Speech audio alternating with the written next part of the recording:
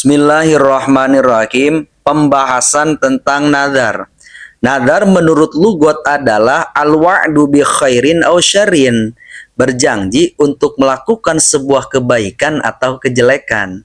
Sementara nadar menurut syara, iltizamu kurbatin ghairu lazimatin bi asli syar'i, menyanggupi untuk ibadah kurbah, pendekatan diri kepada Allah, yang mana ibadah tersebut ghairu lazimatin bi asli syar'i, secara asalnya dalam hukum syara itu tidak wajib, namun statusnya berubah menjadi wajib ketika dinadarkan.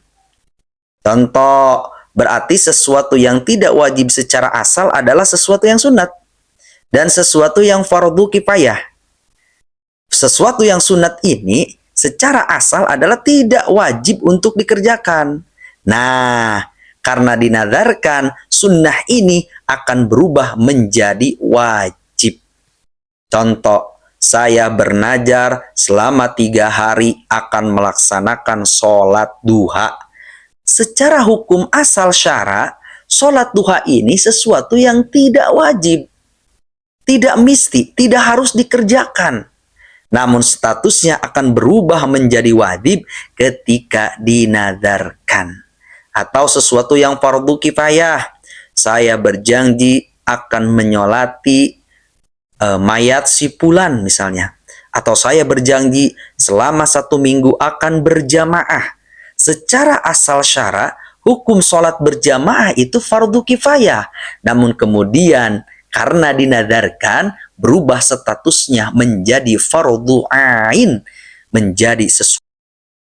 Maka dapat kita simpulkan bahwa nazar itu tidak sah kepada sesuatu yang sudah wajib menurut asal syara. Contoh, saya bernazar akan puasa di bulan Ramadan selama 1 bulan penuh. Status puasa di bulan Ramadan menurut asal syar'i ini adalah sesuatu yang wajib untuk dilakukan. Maka tidak sah menadarkan sesuatu yang sudah wajib untuk dilakukan. Nadarkan fungsinya adalah akan merubah status menjadi wajib. Maka tidak mungkin mewajibkan sesuatu yang sudah wajib. Atau nadar kepada sesuatu yang diharamkan.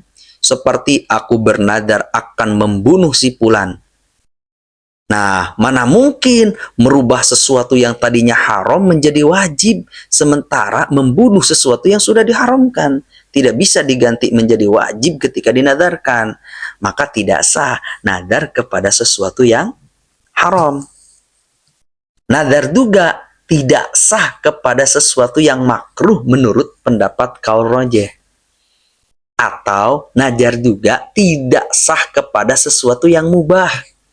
Dan ini yang sering terjadi di lapangan. Saya bernadar akan dibotak pala saya. Saya bernadar akan digundul kalau misalkan Persib menang lawan Persija.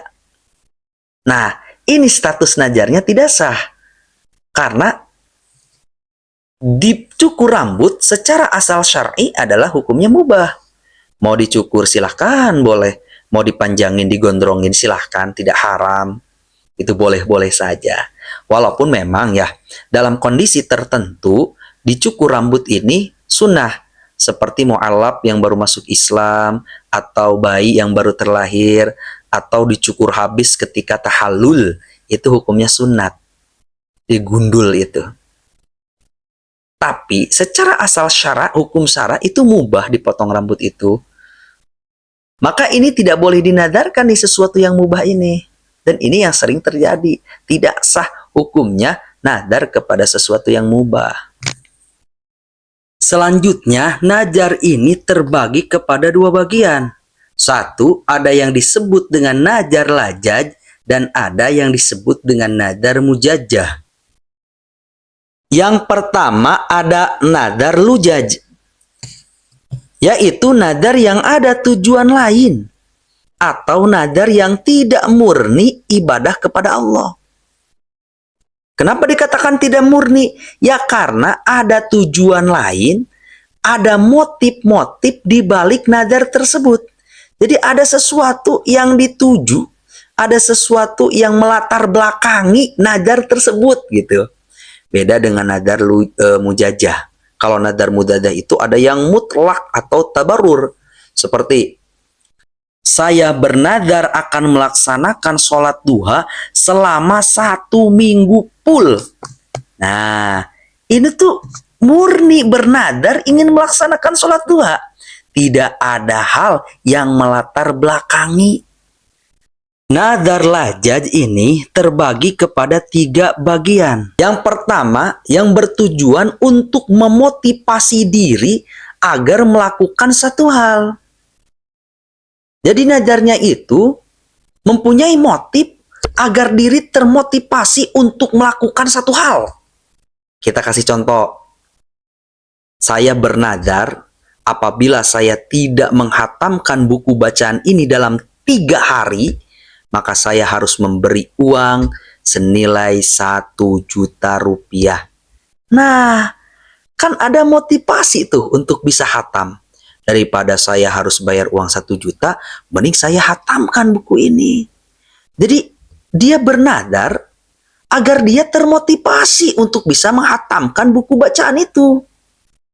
Contoh lah, kita misalkan beli buku bacaan banyak. Terus kita tuh pengen banget namatin buku ini. Gimana caranya biar termotivasi buku bacaan ini bisa saya baca dalam waktu 1 minggu? Oke lah, kita challenge aja. Kalau misalkan saya gagal dalam 1 minggu, saya harus bayar uang 1 juta. Nah, karena kita nggak mau nih harus keluar uang 1 juta, akhirnya kita termotivasi untuk menamatkan buku tersebut. Berarti kan tamatnya buku tersebut ya karena kita najar. Kalau kita tidak najar 1 juta, ya mungkin tidak tamat-tamat buku tersebut. Jadi untuk mendorong diri, memotivasi diri agar menghatamkan buku tersebut, maka bernadarlah diri kita, kalau tidak tamat buku ini dalam 3 hari, saya akan najar nih.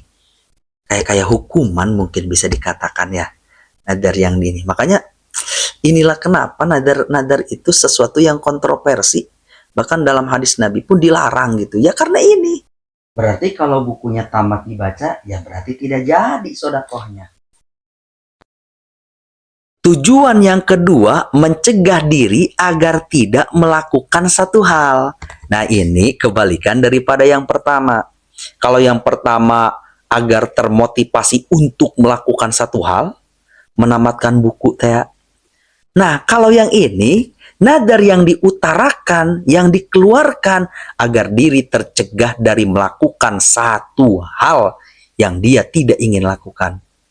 Contoh, saya bernadar apabila saya bertemu dengan si fulan atau berbicara dengan si fulan, saya harus bersodakoh uang 1 juta. Nah, nadarnya ingin memberikan sodakoh uang 1 juta, itu ada motif lain yang melatar belakangi, yaitu agar dirinya tidak berbicara dan tidak bertemu dengan si fulan. Sehingga dengan adanya najar ini, dirinya bisa menahan diri untuk tidak bertemu dan berbicara. Daripada saya harus keluar uang 1 juta, lebih baik saya tidak ketemu. Jadi dengan ada nadarnya ini, dia itu mudah-mudahan bisa tertahan untuk tidak ketemu dan berbicara. Karena kalau dia ketemu atau berbicara, dia harus keluar uang 1 juta. Nah ini nadar bagian yang kedua, seperti itu. Nadar yang ketiga dari nadar lujaj ini adalah tujuannya untuk meyakinkan sebuah kabar berita. Contoh, kemarin sudah terjadi kebakaran di kampung Anu. Wah, yang benar. Iya benar. Saya yang nyaksiinnya juga. Bohong ya. Hoax itu mah hoak. Andai kata berita yang saya sampaikan ini berita bohong, saya siap memberi uang bersodakoh kepadamu 1 juta. Nah, tujuan dari nadar tersebut untuk meyakinkan berita yang ia sampaikan itu benar. Gitu, untuk lebih meyakinkan orang lain, maka dia bernadar gitu. Ketiga nadar lajaj ini merupakan nadar yang dapat dilanggar. Jadi nadar yang dapat dilanggar itu hanya berlaku pada nadar lajaj saja. Kenapa demikian? Karena dalam nadar lajad ada motif lain yang melatar belakangi sehingga nadar tersebut bisa terucap. Beda dengan nadar tabarur atau nadar mutlak. Itu mah nadar yang memang tidak ada motivasi lain. Tidak ada motif. Saya bernadar akan melaksanakan sholat duha. Tidak ada pilihan lain kecuali menjalankan sholat duha tersebut. Sementara dalam nadar lajad mah ada tujuan lain. Untuk menyemangati diri agar melakukan ini bisa dilanggar apabila buku bacaan yang kita baca tidak hatam dalam waktu 3 hari. Mencegah diri agar tidak melakukan bisa terlanggar ketika diri ternyata bertemu dan berbicara dengan seseorang yang kita sudah komitmen untuk tidak bertemu. Meyakinkan sebuah berita ini bisa terlanggar apabila ternyata apa yang kita sampaikan itu berita bohong. Nah, ketika kita melanggar nadar lajad tersebut, maka ada konsekuensi yang harus dibayar, yaitu kiparat atau denda. 1, boleh memilih memerdekakan abid, memberi makan 10 orang miskin, masing-masingnya 0,6 gram, atau memberi pakaian kepada 10 orang miskin. Ketika tidak mampu menjalankan salah satu dari 3 pilihan ini, boleh memilih berpuasa 3 hari. Nah, ini kan, jadi di dalam nadar lajad juga, ini sebenarnya para ulama berpendapat boleh memilih antara menunaikan apa yang dinadarkan. Nadarnya misalnya memberi uang 1 juta. Ini boleh nih, memberikan uang 1 juta atau mau membayar kiparat denda ini. Maka para ulama berpendapat bahwa carilah yang paling besar nilainya. Contoh, ketika tadi tidak hatam 3 hari membaca buku, saya akan bernadar 1 juta. Sementara denda memberi makan 10 orang fakir miskin itu hanya menghabiskan uang 100.000. Maka menjalankan nadar ini yang paling baik, pilihan terbaik. Bersodakoh uang 1 juta. Atau misalkan sebaliknya, nadarnya 200.000 apabila melanggar. Sementara memberi pakaian kepada orang fakir miskin, ketika di total 10 pakaian itu nilainya 500.000, maka bayar kiparat ini yang paling utama. Jadi tuh ada pilihan mau milih yang mana, tapi para ulama menyarankan carilah yang paling bobot nilainya paling besar. Pembagian dari nadar yang kedua ada yang disebut dengan nadar mujajjah. Ini terbagi 2 bagian. 1 ada yang mutlak atau tabarrur, 2 ada yang mu'allak. Yang mutlak ini murni karena Allah tanpa digantungkan pada hal yang diharapkan. Seperti saya bernadar akan melaksanakan sholat duha selama 1 minggu. Itu murni karena Allah, tidak digantungkan dengan sesuatu yang diharapkan. Beda dengan nadar mu'allak. Ini digantungkan pada suatu hal yang diharapkan. Contoh, apabila saya sembuh dari penyakit saya akan sholat duha selama 1 bulan full. Nah, ini kan digantungkan pada sesuatu yang diharapkan, yaitu mengharapkan kesembuhan gitu. Nah, dari masing-masing nadar ini ada yang umum, ada yang khusus. Contoh, saya nadar akan puasa. Nah, ini kan puasa tuh puasa apa gitu kan? Masih umum puasa tuh. Maka mayaqa'u alaihil ismu. Sesuatu yang bisa dinamakan puasa. Jadi misalkan kita puasa 1 hari, ya itu udah termasuk puasa. Ada yang khusus. Khusus itu udah spesifik, udah jelas gitu. Saya bernadar akan puasa Senin Kemis. Nah, itu udah jelas. Nah, nadar mujajjah, baik yang mutlak, tabarrur, atau mu'allak, tidak dapat dilanggar, tidak ada pilihan lain kecuali melakukan apa yang sudah dinadarkan, apa yang sudah disanggupi. Nomor terakhir pembahasannya tentang syarat nadar. 1. Syarat nadar itu harus mengandung kepastian. Seperti gini, saya bernadar apabila juara 1, saya akan sholat duha. Nah ini kan pasti, akan gitu sholat duha.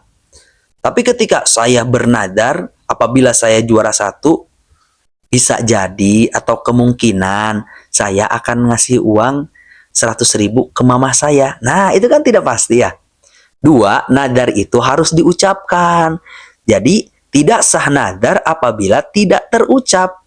Nadar di dalam hati itu tidak dianggap sah. Karena syarat nadar itu harus diucapkan apa yang dinadarkan. Jadi misalkan kalau yang tadi nih, saya nadar akan berpuasa. Sementara di hatinya yang dimaksud adalah Senin Kemis. Senin dan Kemis. Maka itu hati bisa direken, bisa dianggap, bisa dikategori ikut serta dalam nadar tersebut gitu walaupun tidak diucapkan.